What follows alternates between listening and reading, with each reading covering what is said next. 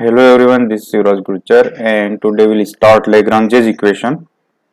Okay, basically हम अभी तक हमने डिस्कस किया रिजिड बॉडी का जो टू डिमेंशनल मोशन है उसमें कुछ पोर्शन अभी बचा है वो मैं बाद में लूंगा. ठीक है, like sliding and rolling combined वो भी इम्पोर्टेंट है, वो उसको मैं बाद में लेता हूँ. So today will start Lagrange's equation. उसमें पहले it is important to understand कि generalize coordinates and degree of freedom क्या होती है. ओके, जो कुछ बेसिक कॉन्सेप्ट है Lagrange's को समझने के लिए will start with understanding those concepts first. Okay, so let us discuss what is degree of freedom. Degree of freedom ये टर्म हमने बहुत यूज किया है वैसे मोमेंट ऑफ इनर्शिया कॉन्सेप्ट में भी, when we were unitizing mass per unit area, volume or length, right? So degree of freedom is nothing but this is number of independent coordinates needed to specify position of a particle, right? In case there is a single particle or system है तो then the system, right? System may be consist of n number of particles, so there may be some rigid body as well, right? Okay, so degree of freedom is nothing but the number of independent coordinates we need to specify a position of that system. Okay, जैसे example ले लेते हैं, बहुत simple concept है. Let us से कि a mass m is traveling with speed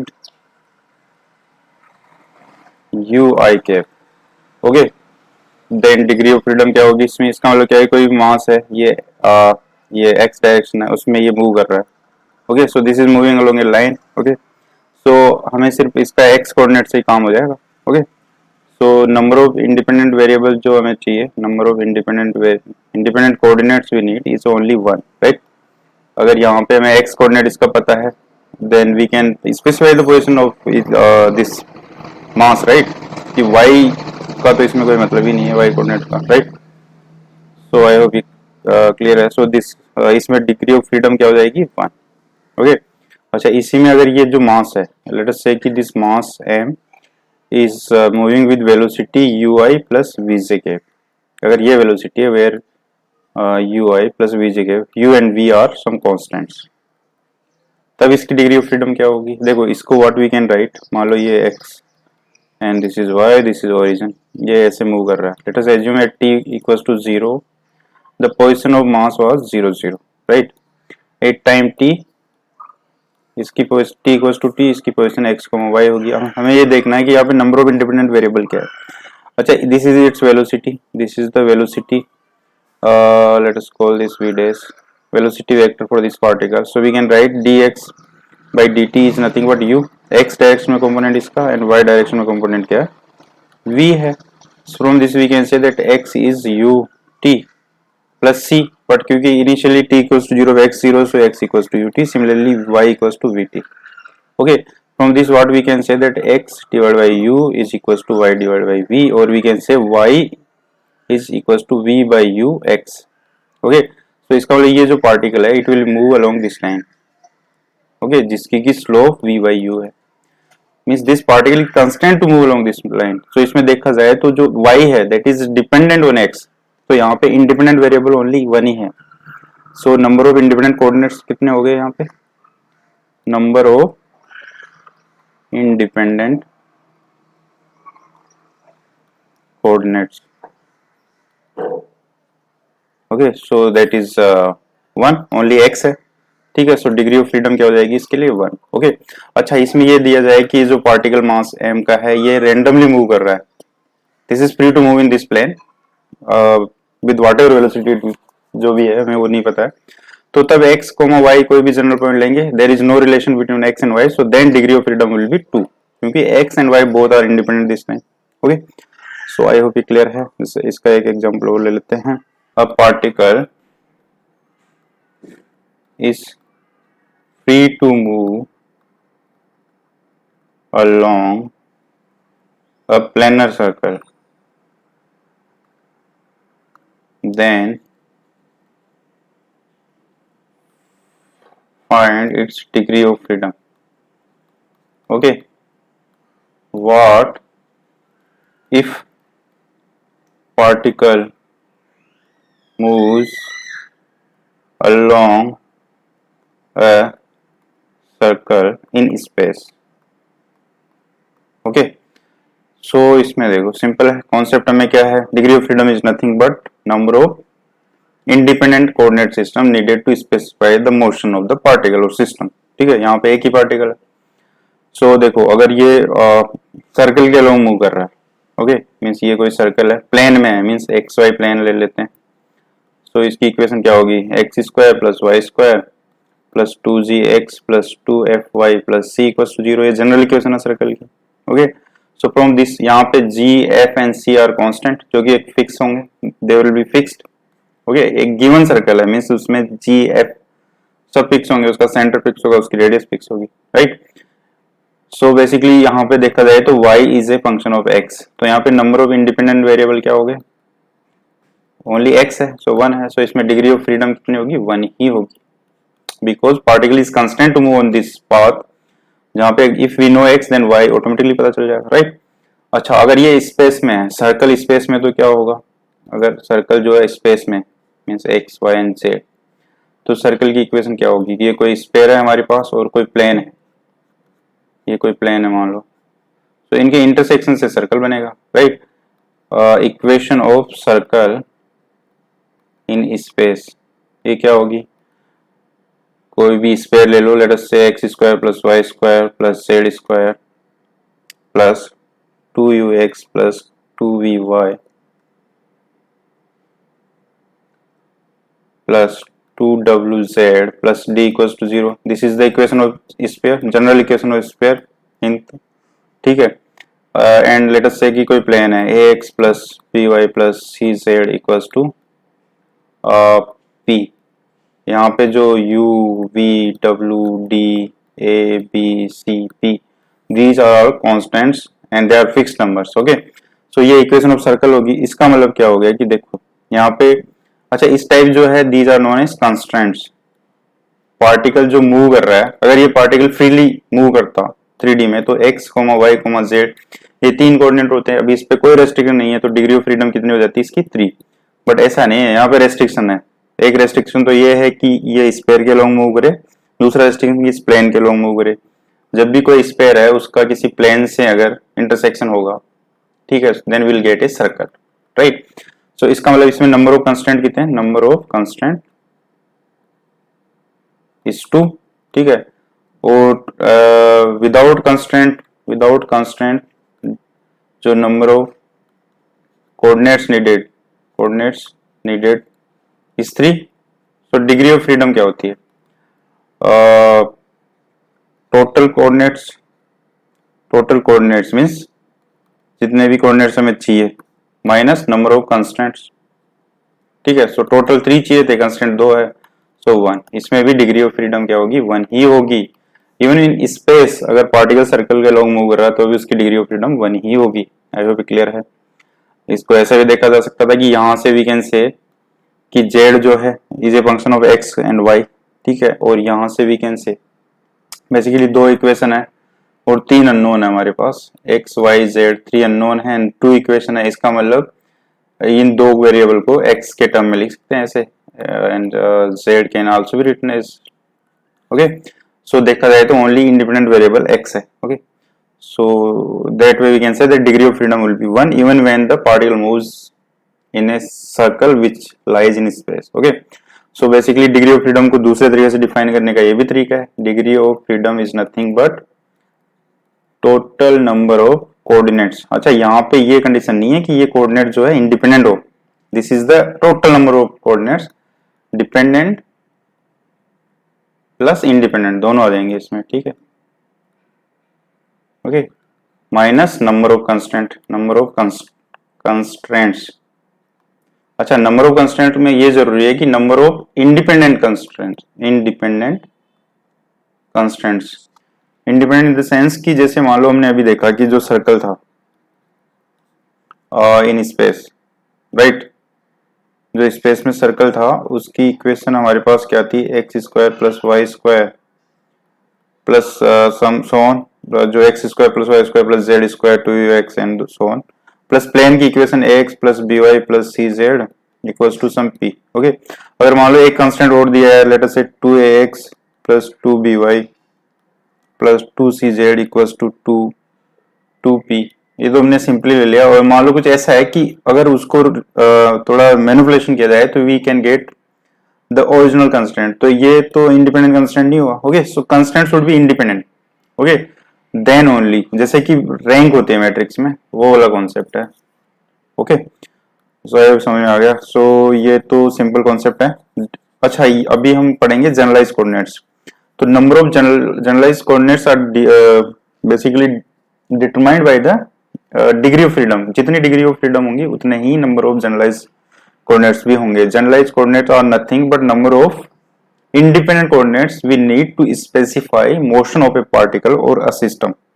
okay, so अच्छा, इसमें अगर रिजिड बॉडी की अगर बात की जाए, number of degree of freedom of rigid body, okay, ये कोई रिजिड बॉडी है इन स्पेस जिसपे कोई कंस्ट्रेंट नहीं है, तो कोई भी रिजिड बॉडी की मोशन को आइडेंटिफाई करने के लिए we need 3 non collinear points. 3 non collinear point are needed to fix a rigid body in space. Okay, means अगर हम तीन नॉन लीनियर मीन्स एक लाइन में नहीं होनी चाहिए तीनों, ठीक है, इस टाइप से 3 पॉइंट अगर रिजिड बॉडी में फिक्स कर दें तो उस रिजिड बॉडी को हम डिफाइन कर सकते हैं, मीन्स उस रिजिड बॉडी की इक्वेशन हम बता सकते हैं, राइट। सो बेसिकली इसका मतलब हो गया कि अच्छा 3 पॉइंट का क्या मतलब हुआ, लेट अस से ए बी एंड सी, ये 3 पॉइंट स्पेस में, मतलब एक के कोऑर्डिनेट लेट अस से x1, y1, z1 है, बी के कोऑर्डिनेट x2, y2, z2 है, एंड सी के x3, y3, z3 है, right. So number of variables कितने हो गए इसमें, number of coordinates, we can say coordinates कितने हो गए, 3 + 3 + 3, सो दैट इज 3 × 3, सो 9 हो गए हमारे पास, राइट। अच्छा, बट रिजिड बॉडी की डेफिनेशन हमने when we started with the chapter of moment of inertia we discussed that rigid body is nothing but collection of particles, और उन पार्टिकल्स के बीच की जो डिस्टेंस होती है वो हमेशा कांस्टेंट रहती है। लेट्स से ये d1 है, ये d2 है एंड ये d3, सो ये डिस्टेंस हमेशा कांस्टेंट रहेगी जब भी ट्रेवल करेगी। That is the definition of rigid body. इसका मतलब क्या हो गया कि जो ए बी है वो d1 होगी, मतलब जैसे जो भी डिस्टेंस है फिक्स होगी, जो BC है वो d2 होगी, एंड जो CA है वो d3 होगी। Okay, so these are 3 independent constraint, right. Independent constraint, independent in the sense कि इससे we can not get this और दिस, इससे we can not get any 2 of this, so they are independent constraint. तो इसमें degree of freedom क्या होगी, total coordinates हो गए 9 minus number of independent constraint are 3, so 6। Okay, so कोई भी रिजिड बॉडी अगर वो स्पेस में है तो उसके मोशन को आइडेंटिफाई करने के लिए we need 6 degree, for that we need 6 independent coordinates, that is generalized coordinates. Okay, so degree of freedom 6 है, उतने ही number of generalized coordinate we will be needing. Okay, so I hope ये clear है। So ये simple concept है। जैसे अगर मान लो कोई सिस्टम है जिसमें n पार्टिकल है, n1 या ऐसे कह सकते हैं हम लोग, let us say particle p1 p2 and so on, ऐसे pn पार्टिकल है इस सिस्टम में। ओके, तो स्पेस में ये system let us say motion कर रहा है, तो इसमें number of degree of freedom क्या होगी, अगर ये फ्री टू मूव है पार्टिकल्स, n पार्टिकल सिस्टम। अच्छा, ये n पार्टिकल सिस्टम है, रिजिड बॉडी नहीं है, इसको मतलब इसमें n पार्टिकल्स है स्पेस में, जैसे p1 है, ये मान लो x1, y1, z1 पॉइंट पे, ऐसे ही सो ऑन, जो nth एलिमेंट है वो xn, yn, zn पे होगा। सो हर पॉइंट के लिए हमें 3 कोऑर्डिनेट चाहिए, तो n जो हर पॉइंट के लिए 3 कोऑर्डिनेट चाहिए, तो n पार्टिकल्स के लिए we need 3n coordinates. Okay, so इसमें डिग्री ऑफ फ्रीडम क्या हो जाएगी, 3n हो जाएगी, क्योंकि इसमें there is no other constant, this is not rigid body कि हम बोल सकेंगे इनके बीच की डिस्टेंस कांस्टेंट होगी, right. So degree of freedom 3n ही होगी, अनलेस कुछ इसमें इंपोज की जाए रेस्ट्रिक्शन, जैसे ऐसा बोल दिया जाए कि मान लो कि ये जो है P1 है, ये एक स्पेसिफिक पॉइंट है, ठीक है, तो फिर वो 1 कम हो जाए, मीन्स P1 मीन्स 3 कोऑर्डिनेट्स कम हो जाएगा, तो 3n-3 हो जाएगा। ओके, अच्छा जैसे रिजिड बॉडी के लिए अगर ये पूछ जाए, rigid body which passes through 0 1 2 pass through rigid body passes through this point, then its degree of freedom in space। अगर ये क्वेश्चन पूछा जाए तो क्या होगा? देखो हमने बोला कि कोई भी रिजिड बॉडी है उसको स्पेस, वो स्पेस में है, तो उसको आइडेंटिफाई करने के लिए, उसकी पोजीशन को आइडेंटिफाई करने के लिए वी नीड 3 कोऑर्डिनेट्स, पर इसमें एक कोऑर्डिनेट उसने 0 1 2 दे दिया, इसका मतलब we need only 2 now, x2 y2 z2 x3 y3 z3। Okay, so number of इसमें नंबर ऑफ वेरिएबल्स कितने हो गए? नंबर ऑफ कोऑर्डिनेट्स हो गए 6। Okay, so I hope degree of freedom वाला कॉन्सेप्ट अच्छे से क्लियर हो गया। अच्छा, इसके बाद हम देखते हैं जनरलाइज कोऑर्डिनेट्स का। जनरलाइज कोऑर्डिनेट्स, ओके, तो ये बहुत इंपॉर्टेंट है, लैग्रांजेस में हमारे लिए बहुत यूज होगा इसका, and it's simple also, right. So generalize coordinates, उसके पहले देखो हमने अभी देखा कि जैसे ये कोई पार्टिकल है, अ पार्टिकल, या we can say system of two particles move in space, ठीक है, ठीक है, देन डिग्री ऑफ फ्रीडम कितनी होगी इसकी? 6 होगी। भाई अगर मान लो पार्टिकल 1 है, लेट अस से पार्टिकल 1 ए पॉइंट पे है, पार्टिकल 2 जो है वो बी पॉइंट पे है। ओके, सो इसके कोऑर्डिनेट लेट अस से x1, y1, z1 है, इसके x2, y2, z2 है, ठीक है। सो अब इससे हम क्या बोल सकते हैं? इसमें डिग्री ऑफ फ्रीडम 6 हो गई। अच्छा, अब देखो, अब इसमें देखा जाए तो अगर मान लो एक किसमें कॉन्सेप्ट होता है कॉन्फ़िगरेशन स्पेस का, कॉन्फ़िगरेशन स्पेस, ओके। हाँ, कॉन्फ़िगरेशन स्पेस क्या होगा कि जैसे देखो यहाँ पे अगर हम लोग मान लो ये जो x1 है, यहाँ पे x1 y1 z1 है, अगर x1 को लेट अस से u1 बोल देते हैं, y1 को u2 बोल देते हैं, z1 को u3 बोल देते हैं, x2 को लेट अस से u4, y2 को लेट अस से u5 एंड z2 को लेट अस से u6। ओके, तो अगर ये जो है u1, u2, u3, u4, u5, u6, okay, ये सेट देखा जाए,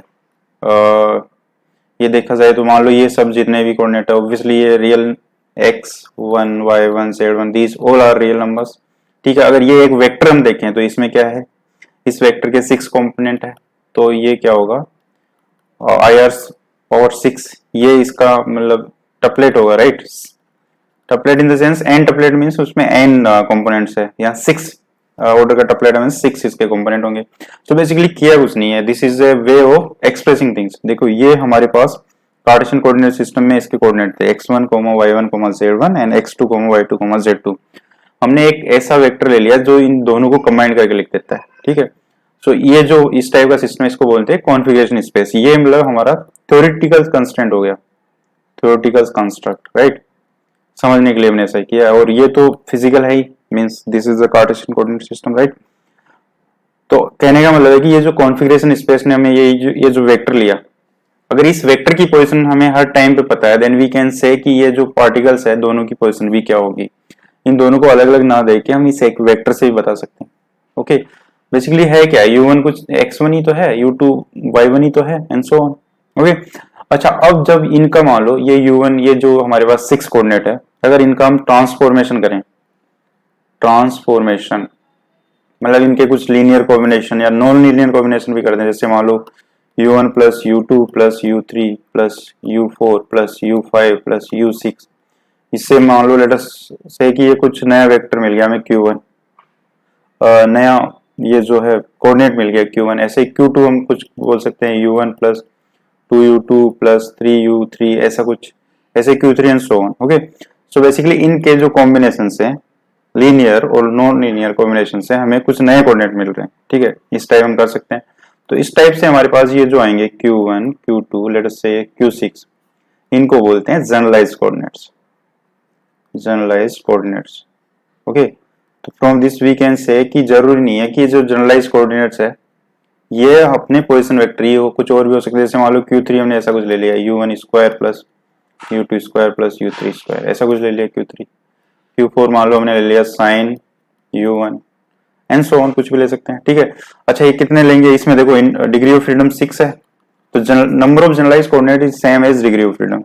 generalised coordinate nothing but generalized coordinate is nothing but number of independent coordinates needed to specify position of a particle, right? So बस ये हो गया। अच्छा इसका स्पेशल केस ये भी हो सकता है कि हम Q1 जो है उसको U1 that is X1 he assume कर लें, Q2 को, मतलब ये क्या हो गया कि सेम भी कर सकते हैं। ठीक है, so means n number of transformation होंगे। So from this what we can say, इससे हम ये बोल सकते हैं कि जैसे हमारे पास तो पॉइंट A था, क्या था x1, y1, z1, और b क्या माना था हमने x2, y2, z2। ओके, अगर ऐसे जनरल पॉइंट, अगर मान लो ये प्लस पार्टिकल है, ऐसे ये तो हमने दो के क्लियर, ऐसे मान लो n पार्टिकल्स है, तो मान लो ith पार्टिकल जो है उसके कोऑर्डिनेट xi, yi, zi है। इसको अगर वेक्टर में लिखे तो ri वेक्टर ऐसा लिख सकते हैं। ठीक है, तो अगर इसको जनरलाइज कोऑर्डिनेट हमने देखा है कि इस इन्हीं के बेसिकली इनको जब हम एक कॉन्फ़िगरेशन स्पेस में ले जाते हैं, यहाँ पे कॉन्फ़िगरेशन स्पेस क्या होगा, कॉन्फ़िगरेशन स्पेस क्या होगा यहाँ पे देखा जाए तो, बिकॉज यहाँ n पार्टिकल्स है, टोटल n है, तो 3n कोऑर्डिनेट्स होंगे हमारे पास, तो यहाँ का जो कॉन्फ़िगरेशन स्पेस होगा उसमें 3n टुपलेट्स होंगे, मतलब ऐसा कुछ होगा। मान लो x1 को U1 बोल दिया, x2 को U2, y1 को U2, U3 and so on, U3n तक जाएगा, इस टाइप रहेगा, राइट। और इनके जो लीनियर ट्रांसफॉर्मेशन करेंगे, लीनियर और नॉन लीनियर जो भी ट्रांसफॉर्म करेंगे, उससे लेटेस्ट से Q1 Q2 Q3n, क्योंकि डिग्री ऑफ फ्रीडम 3n है और कोई कंस्ट्रेंट नहीं है, ये जो मिलेंगे हमें ये जो कोऑर्डिनेट्स मिलेंगे इनको बोलेंगे जनरलाइज्ड कोऑर्डिनेट्स। ठीक है, these are the generalized coordinates.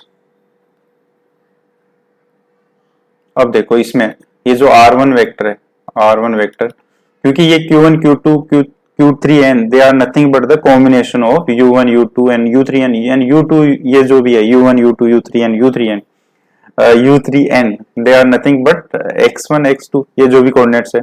तो हम ये बोल सकते हैं कि जो ये R1 वेक्टर है ना, दिस इज नथिंग बट, ये जो Ri वेक्टर है this is nothing but function of Q1 Q2 and Q3n, ये जो भी मान लो n पार्टिकल है, ये तो हमने 3n वो कर लिया। ठीक है, या 3n है, 3n बोल लो इसको, लेट अस से 3n को स्मॉल n बोल देते हैं, तो क्या आएगा Ri is Q1 Q2 and so on Qn, ये बोल दिया Ri। Okay, so Ri will be dependent on the this generalized coordinates, इसको बोलते हैं ट्रांसफॉर्मेशन रिलेशन, ट्रांसफॉर्मेशन रिलेशनशिप। ठीक है, between the position vector, between the position vector and generalized coordinates. ये तो सिंपल चीज है, जनरलाइज्ड कोऑर्डिनेट्स, इसका बहुत यूज होगा हमारे पास।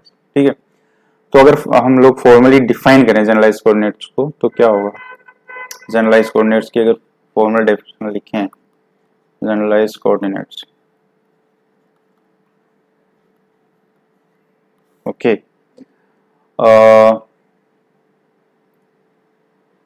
independent coordinates needed to specify position or motion, we can say specify motion of system of particles or simple particle, independent coordinate are known as generalized coordinates। Okay, और इसके लिए जो transformation relationship हमने देखा, transformational relationship, वो क्या है, जो भी पोजीशन वेक्टर होगा ith पार्टिकल का, इट विल डिपेंड ऑन जो भी जनरलाइज्ड कोऑर्डिनेट्स Q1 Qn। ठीक है, लेट अस से n जो है जनरलाइज कोऑर्डिनेट है। अच्छा, इसमें ये जो रिलेशन है इसकी कुछ प्रॉपर्टीज है वो सेटिस्फाई होना जरूरी है। दिस में भी लीनियर और नॉन लीनियर, बट इसकी प्रॉपर्टीज ये है कि पहला तो ये कि 1 1 एंड ऑन टू मैपिंग होनी चाहिए, ऑन टू मैपिंग और फंक्शन होना चाहिए। ओके, मीन्स जो है बेसिकली देखा जाए तो for a given set of generalize coordinates जो पोजीशन वेक्टर है उनके कॉरस्पॉन्डिंग एक यूनिक होगा। ओके, सो 1 1 और on to we can say that कि ये जो है इन्वर्टिबल फंक्शन होना चाहिए, एक ही बात है, राइट। इन्वर्टिबल फंक्शन और मैपिंग होनी चाहिए। और दूसरा कि ये जो आर आई वेक्टर है यहाँ पे, ये जो आर है इसको एफ भी बोल सकते हैं बेसिकली। ये क्या है, this are is nothing but function, ये ऐसा ये कुछ है, Q1 Q2 Qn। Okay, T भी हो सकता है भाई, पोजीशन वेक्टर टाइम पे भी डिपेंडेंट हो सकता है समटाइम्स, राइट। तो यहाँ पे ये जो एफ है दिस इज एन मैपिंग, उसके लिए ये 1 1 ऑन टू होनी चाहिए। दूसरी चीज ये स्मूथ होनी चाहिए, smooth in the sense differentiable होना चाहिए। क्यों डिफरेंशिएबल होना चाहिए ये अभी हम समझेंगे, क्योंकि डिफरेंशिएबल होगा तभी, if a function is differentiable, मान लो ऐसा कुछ है, तो ये क्या हो जाएगा कि ये जो थीटा है ना और टाइम है ये दोनों इंटरचेंजेबल हो जाएंगे। ये जो ऑपरेटर्स है they are interchangeable, that is possible when this mapping F is smooth और डिफरेंशिएबल, और कंटिन्यूस भी होना चाहिए, ठीक है। तो ये तीन कंडीशन है इस ट्रांसफॉर्मेशन के लिए, these condition should be satisfied. और कुछ और चीज की कोई इश्यू नहीं है, भले ये जो Q1 Q2 Qn का रिलेशनशिप लीनियर हो या नॉन लीनियर उससे फर्क नहीं पड़ता। सो आई होप यहाँ तक समझ में आता है। तो इसके कुछ एग्जांपल ले लेते हैं जनरलाइज कोऑर्डिनेट्स के। जैसे मान लो a particle moving along x axis, बहुत ही सिंपल केस हो गया, ठीक है। तो ये पार्टिकल है एक्स एक्सिस के अलोंग मूव कर रहा है, तो इसको हमें सिर्फ एक्स एक कोऑर्डिनेट से ही आइडेंटिफाई कर सकते हैं। तो यहाँ पे बेसिकली अगर Q1 जो होगा वो x हो जाएगा। Generalize coordinate nothing but x, degree of freedom ही इसकी 1 है, तो यहाँ पे generalize coordinate x, Q1 is nothing but x, right. So बस यहाँ पे अच्छा वो जैसे हमने देखा कि जो r है that is nothing but function of Q1 Q2 and Qn, जो ith पार्टिकल में हमने देखा था। यहाँ पे जो पार्टिकल है इसमें देखो Q1 क्या हो गया, from this what we can say that x is function of Q1 only, और यहाँ पे we can say that x is, अगर इसको हम x जो है उसको Q1 ही एज्यूम कर सकते हैं। ओके, सो ये हो गया, राइट। अच्छा, इसमें जैसे अगर मान लो पोलर कोऑर्डिनेट ले लेते हैं, ठीक है। जैसे मान लो सिंपल पेंडुलम, सिंपल पेंडुलम, ठीक है। पेंडुलम क्या होता है, एक स्ट्रिंग है उससे एक बॉब है वोर्टेक्स है, ये मान लो वर्टिकल है इससे, ये यहाँ पे ये ऑसिलेट कर रहा है, लेटर से ये लेंथ एल है इसकी, ठीक है। तो अगर ये फिक्स पॉइंट है, this is a fix point, right. Later से ये 0 0 है, इस डायरेक्शन को लेटर से y and this is x, ठीक है। तो ये l है, तो ये क्या आएगा l sin theta and this is l cos theta, right. So अगर इसमें देखा जाए this is l cos theta, तो यहाँ पे इस बॉब का मूवमेंट हो रहा है जिसका कि मास m है। तो अगर इस बॉब की मोमेंट इसकी मोशन देखें हम, तो इसमें x कोऑर्डिनेट क्या है, x कोऑर्डिनेट तो ये लेंथ होगी that is l sin theta, and y coordinate क्या है l cos थीटा, ठीक है। अब देखो इसमें यहाँ पे देखो एक रिलेशन यहाँ पे, अच्छा यहाँ से डायरेक्ट भी देख सकते हैं वैसे, या जो कि ये जो स्ट्रिंग है इसकी लेंथ l है, इसका मतलब अगर ये x, y पॉइंट है यहाँ पे, ये ओरिजिन है, तो x square plus y square equals to l square and l is constant, ये हमें गिवन है। पेंडुलम में ये होता है कि जो ये स्ट्रिंग है ये इनएक्सटेंसिबल होती है, मींस इसकी लेंथ फिक्स है, ठीक है। सो ये हो गया x square plus y square equals to l square. So from this we can say, यहाँ से भी समझ में आता है कि जो y अगर x इंडिपेंडेंट तो y तो उस पर डिपेंडेंट हो गया। सो number of degree of freedom यहाँ पे क्या है 1 ही है, ठीक है।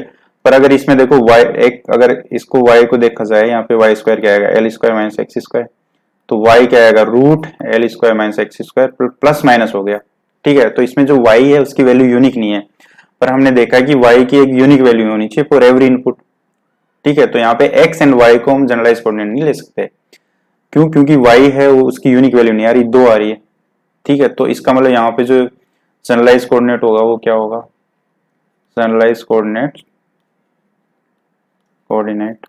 इन दिस केस जो Q1 है, let us take that theta, ठीक है। सो इसमें थीटा अगर जनरलाइज कोऑर्डिनेट है तो उसमें वी कैन से एक्स ये होगा वाई होगा। ओके, सो थीटा से वी कैन से दैट कि एक्स एंड वाई जो भी ये यहाँ पे आएंगे इनकी एक यूनिक वैल्यू आएगी for a corresponding theta. Okay, so I hope clear है।